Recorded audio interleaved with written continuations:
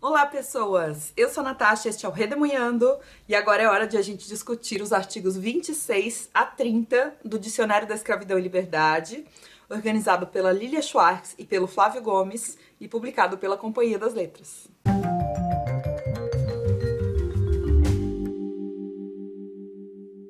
Bom, gente, como vocês já sabem, essa é uma leitura conjunta que eu estou fazendo com o Darwin, do canal Seleção Literária. O Darwin e eu estamos fazendo vídeos alternados para cada 5 artigos desse livro. O dicionário, ele tem 50 verbetes no total e a gente está lendo 5 verbetes por mês. Acabamos de passar da metade. Se você quiser ver os outros vídeos, os outros artigos ou algum artigo anterior aos que eu vou falar hoje, é só você procurar na playlist, tá bom? Eu vou deixar a playlist nos cards e também no box de descrição do vídeo.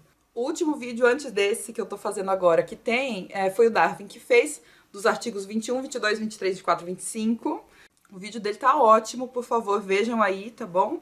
E os 5 artigos dele versavam sobre as doenças na época da escravidão.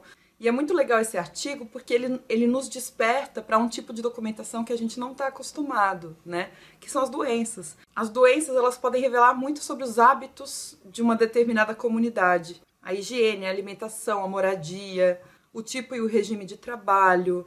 Revela muito sobre os saberes daquele povo, daquela população. Né? O que eles consideravam como causas ou como possíveis curas. Eu gostei nesse artigo sobre as doenças, de como a autora nos revela a variedade regional quanto ao acesso aos sistemas de saúde ou aos atendimentos, né? Então as regiões rurais e as regiões urbanas tinham muita diferença. Pequenas ou grandes propriedades, ou mesmo falando em termos de região do Brasil. Eu gostei muito que ela fala sobre os cuidados realizados por redes horizontais de sociabilidade.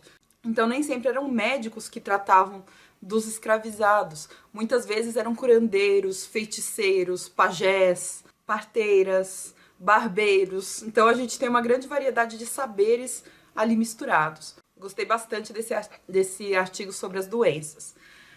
Também um artigo do professor Rafael de Bivar Marchesi, chamado Economia Escravista Mundial, que é um artigo que teve uma linguagem um pouquinho mais técnica, mas que faz um passeio nas linhas gerais da economia brasileira. Então fala dos altos e baixos da produção açucareira, depois da economia mineira, né, de mineração, e por fim a economia cafeeira, que foram os 3 ciclos mais monocultores do Brasil, pelo menos até a metade do século XX, né. Eu vou deixar o livro aqui atrás para não ter que ficar segurando.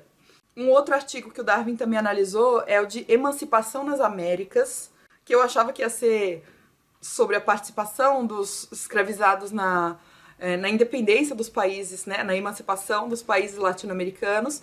E, na verdade, não. Ela foi pegando como foi a emancipação das pessoas escravizadas em cada país latino-americano.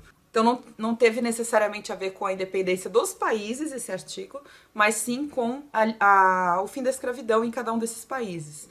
Então, nesse artigo, eu gostei muito de notar semelhanças e diferenças do caso brasileiro e do caso dos outros países, né, nossos países vizinhos.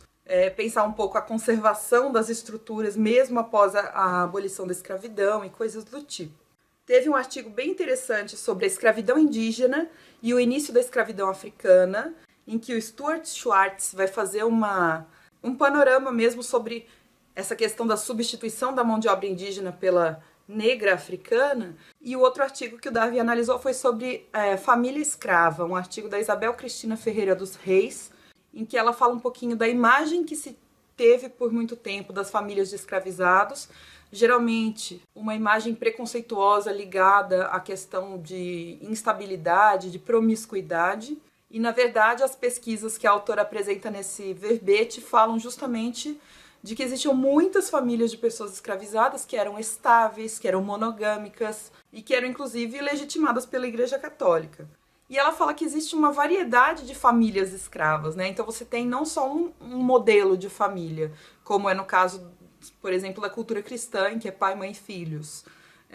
As famílias escravas, elas seguiam muitas lógicas diferentes, inclusive a lógica cristã, né? Vários tipos de núcleos familiares diferentes. ela traz inclusive como parentescos eram formados não só por meio de casamento e herança, né, por exemplo, filhos, mas também como compadrio, irmandade religiosa, ou seja, parentescos muito mais simbólicos e rituais do que apenas parentesco de sangue.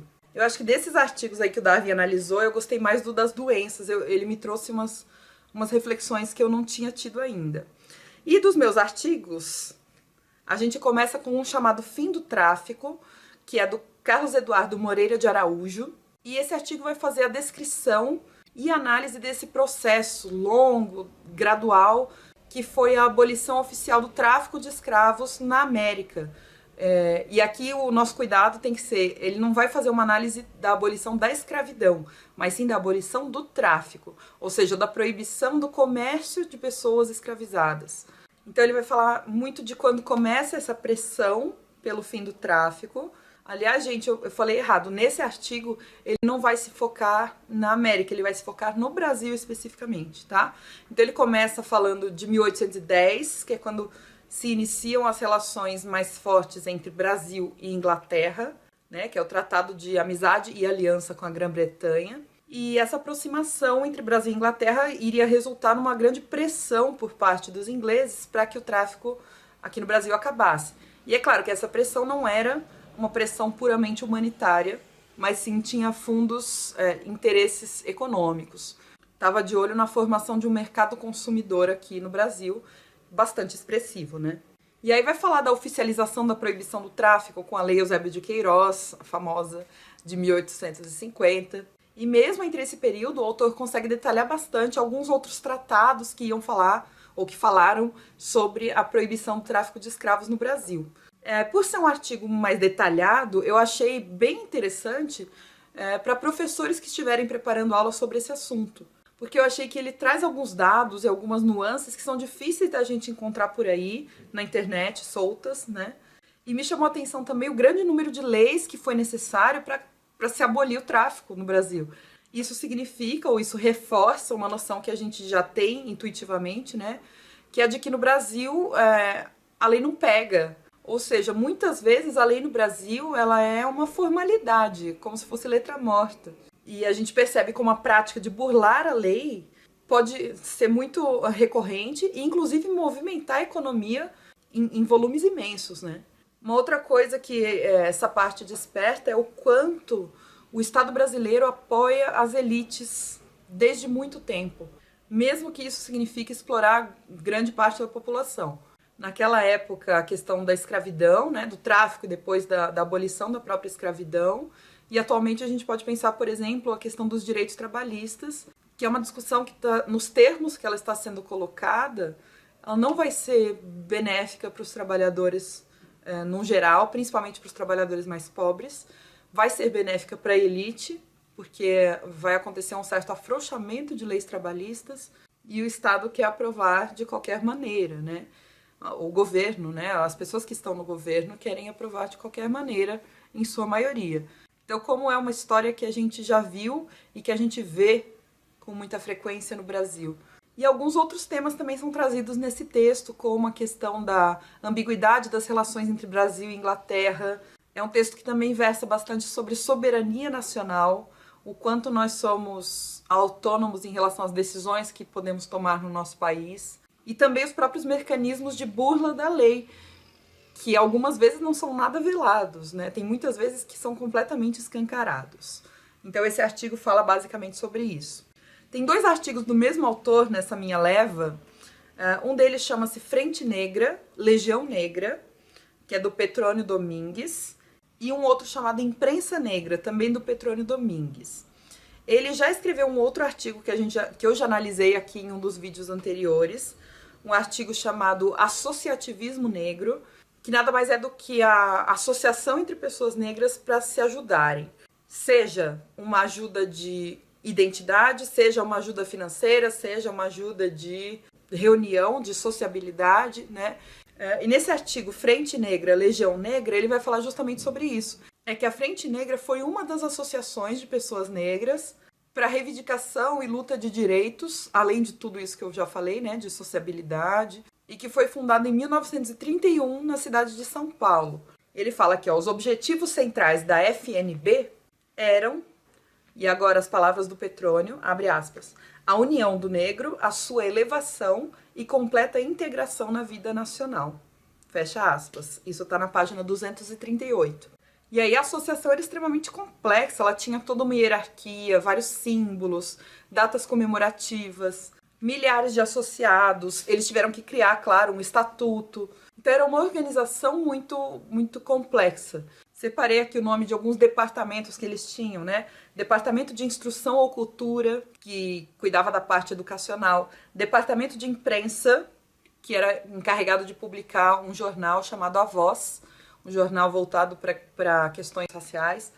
E, aliás, era da venda desse jornal que alguns recursos também eram arrecadados para bancar essa associação. Departamento Jurídico Social, que prestava assistência jurídica em caso de violação de direitos dos associados. Departamento Musical, que promovia cursos e atividades musicais. O Departamento Esportivo, que promovia algumas modalidades e jogos e competições também.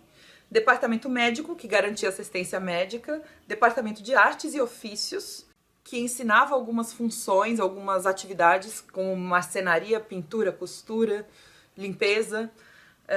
E o Departamento Dramático, que mantinha um grupo de teatro e promovia espetáculos. Ou seja, olha só, tinha vários departamentos, o negócio era grande. Dentro desses departamentos tinha outros grupos, então tinha, por exemplo, um grupo voltado para as mulheres negras, entre outras coisas.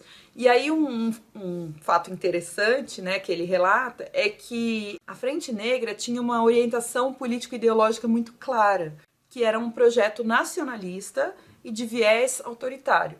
E, inclusive, alguns membros parece que nutriam simpatia por movimentos fascistas. E eu achei isso bem surpreendente, né?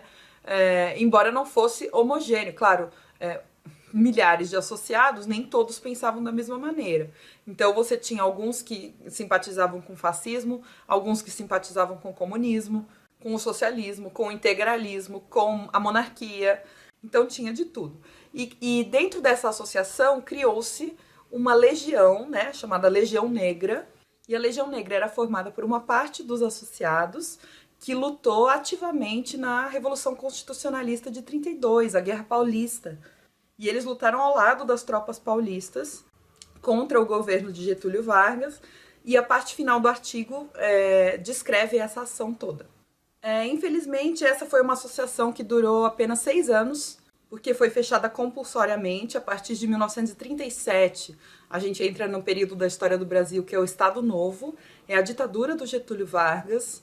Ele vai centralizar muito poder nas mãos dele, vai censurar não só notícias, coisas que a gente já conhece, né, obras de arte, como também grupos, né? Então vai fechar o Partido Comunista, vai fechar a Frente Negra. Mas mesmo tendo durado pouco, essa associação foi um ponto de referência muito importante para as pessoas negras de todo o país e ganhou uma notoriedade bastante ampla. Eu acho que o maior impacto teve a ver com o movimento negro brasileiro ter enxergado na Frente Negra a dimensão em que podia chegar, né? Esses milhares de membros, eles tiveram dimensão do seu tamanho, da sua força pela primeira vez. E eu acho importante a gente pensar que essas associações, a Frente Negra inclusive, elas surgem de um vácuo do Estado brasileiro, um vácuo de inserção dessa população de fato na sociedade. Ou seja, essa foi mais uma forma de negligência do Estado brasileiro em relação a essas pessoas. E que foi suprida por elas mesmas, né, criando esse tipo de associação. Elas fizeram acontecer com as suas próprias mãos. O artigo da imprensa negra vai falar sobre algumas publicações que desde o período imperial no Brasil trouxeram a questão racial para o centro do debate público. Jornais, revistas, panfletos, pasquins. Eles, na maioria das vezes, reivindicavam o fim das discriminações pela cor da pele e defendiam os direitos de cidadania mesmo para as pessoas negras. Inclusive, alguns tinham conteúdo abertamente abolicionista, quando ainda havia escravidão oficial no Brasil. E nesse artigo, nesse verbete, o Domingues ele vai conseguir trazer para a gente muita informação, e bem variada, sobre o acesso que se tinha a essas publicações, sobre a autoria, porque às vezes eram autores, não é anônimos, como é que chama? Que usavam pseudônimos para poder não colocar os seus nomes verdadeiros ali no texto. Fala sobre os editores, fala sobre o alcance dessas publicações, sobre a influência. Ele acaba comentando alguns aspectos gráficos, também formais, conteúdo e assim por diante. Então ele fala de muita coisa nesse artigo. Uma das coisas que eu mais gostei foi a diversidade regional que ele conseguiu trazer para o texto. Ele fala, olha só, dentro do recorte temporal que ele escolheu, que aliás é amplo, tá? Ele conseguiu falar de algumas publicações do Rio de Janeiro, de Pernambuco, Rio Grande do Sul, São Paulo, Minas Gerais, Santa Catarina, Bahia, Maranhão, Paraíba e Paraná. Foram os que eu anotei aqui. Não são todos ainda, né? Os estados, obviamente, mas já é mais do que só São Paulo, só Rio de Janeiro, ou só Minas Gerais, ou só Rio Grande do Sul. Ele acabou conseguindo diversificar um pouquinho isso. E uma das coisas que eu achei bacana nesse artigo é justamente a questão temporal, que o autor conseguiu abordar alguns periódicos mais recentes da história do Brasil que tratam desses temas de imprensa negra, de reivindicação de direitos, de denúncia de preconceitos. E a gente tem, no período pós-ditadura do Brasil, pós-ditadura militar, né, que seria da década de 80 para frente, um aumento no objetivo dessas publicações de fazer uma denúncia do racismo, de questionar o mito da democracia racial, que é um mito muito forte na história brasileira. Também são essas publicações que conseguem reivindicar o dia 20 de novembro, que é o dia da provável morte do Zumbi dos Palmares, como a data oficial de comemoração, e não o 13 de maio de 1888, né, que seria, entre aspas, a libertação dos escravos. O 20 de novembro ele tem mais uma conotação de luta, de ação, e não de passividade, de receber a libertação da princesa, por exemplo. O que mais? São publicações que falam muito sobre a reivindicação de uma estética afro, de uma identidade com raízes africanas, e por aí vai. Fala até do século XXI, de algumas publicações que são feitas via internet, então eu gostei muito disso. Outro artigo dessa leva chama-se Fronteiras da Escravidão, e é da Maria Verônica Secreto. E, gente, é um texto muito legal que fala sobre a escravidão, como é que se configurou a escravidão na América Espanhola, que foi um pouco diferente da América Portuguesa. Primeiro porque não seguia os mesmos moldes de plantation, que a gente chama, né? Plantation é um sistema que envolve um monte de coisas, principalmente o latifúndio, a mão de obra escrava, principalmente africana, a monocultura e a exportação, né? A produção de produtos agrícolas para exportação. E também o número de escravos africanos no Brasil era muito maior do que na América Espanhola, por vários motivos, e alguns deles a autora vai explorar aqui nesse verbete.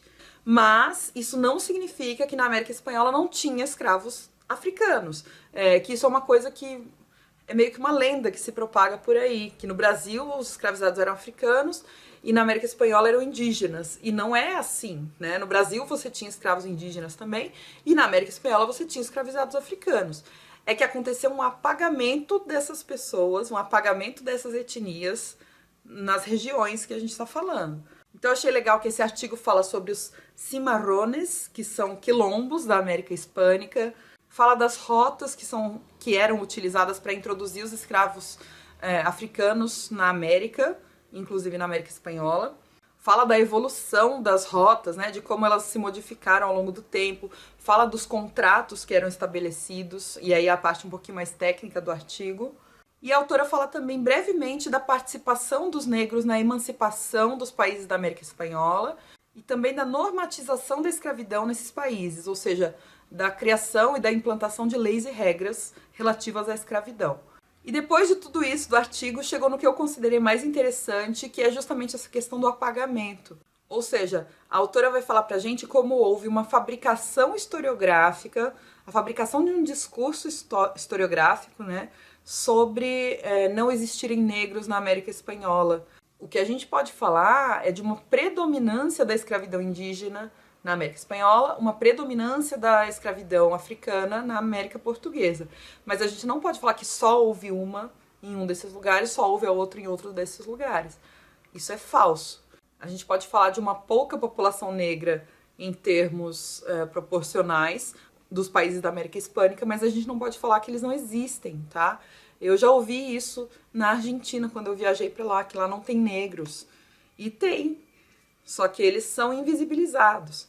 Então eu achei nesse verbete um tema muito curioso de ser tratado, e como o título não me direcionou muito bem para o tema, eu fiquei positivamente surpresa.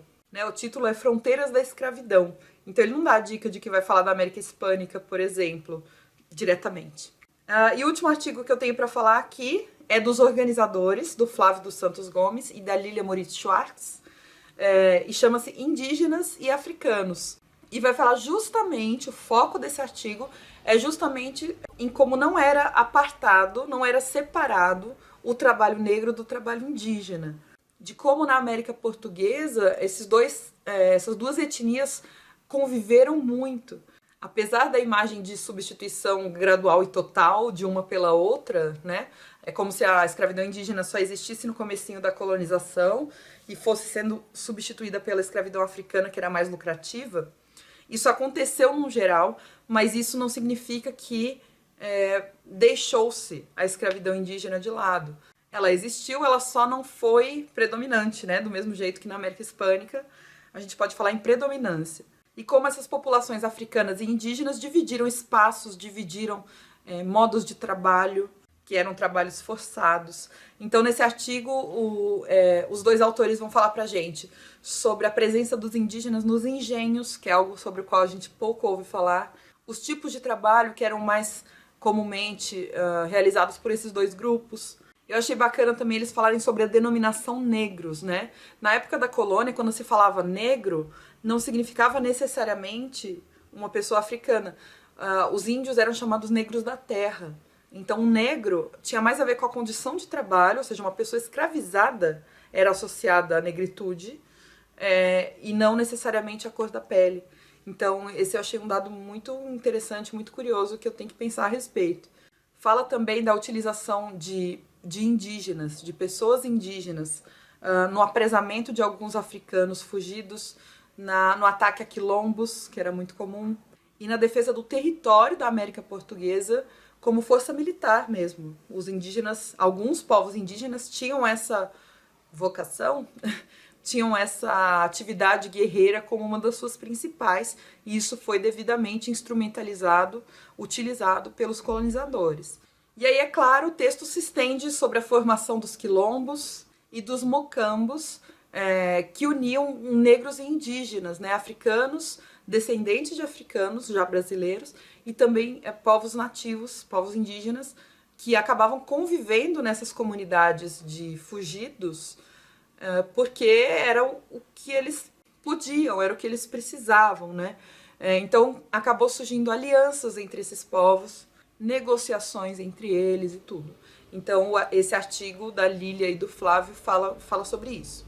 E, assim, embora nenhum desses 5 textos que eu mencionei tenha entrado para os meus favoritos do livro todo, eu gostei muito da organização dos artigos, dos temas eu achei bem interessantes, mas principalmente eu gostei da abrangência e da organização mesmo, estrutural, do artigo Imprensa Negra, do Petrônio Domingues. E bom, era isso que eu tinha para falar para vocês esse mês, na verdade mês de julho, tá? Passamos da metade da nossa leitura conjunta, vai até o fim do ano. Lembrando que o próximo vídeo é lá no canal do Darwin, então se inscreve lá no Seleção Literária, se inscreve aqui no Redemoinhando, que aí você consegue acompanhar a leitura de todos os artigos. E, gente, se alguém quiser começar a ler com a gente agora, no mês de agosto, no mês de setembro, pode, porque esses artigos, eles são, esses verbetes, né, eles são independentes entre si. Você não precisa ler um para depois ler o outro, eles podem ser lidos separadamente, tá? Então, se você, já perdi o começo da leitura, vou deixar para lá. Não, começa agora com a gente. O mês de agosto a gente vai ler o artigo Irmandades, que começa na página 268, e vai até o artigo Literatura e Escravidão, na página 304. Então a gente vai ler menos de 40 páginas no mês de agosto. Estão todos convidados a ler com a gente, tá bom? Muito obrigada por terem acompanhado, por terem assistido ao vídeo. Deixa um comentário para mim, que eu adoro conversar com vocês. Não se esquece também de dar um joinha pra mim, por favor, que ajuda muito. Divulgar pros amigos que gostam do assunto que a gente tá tratando aqui. Esse aqui é um livrão, né, gente? Ele dá muitas ideias pra gente. Agradecer sempre ao Darwin pela companhia, né, da leitura conjunta. Ele embarcou nessa comigo. Então, um beijo pra vocês e a gente se vê no próximo vídeo. Tchau!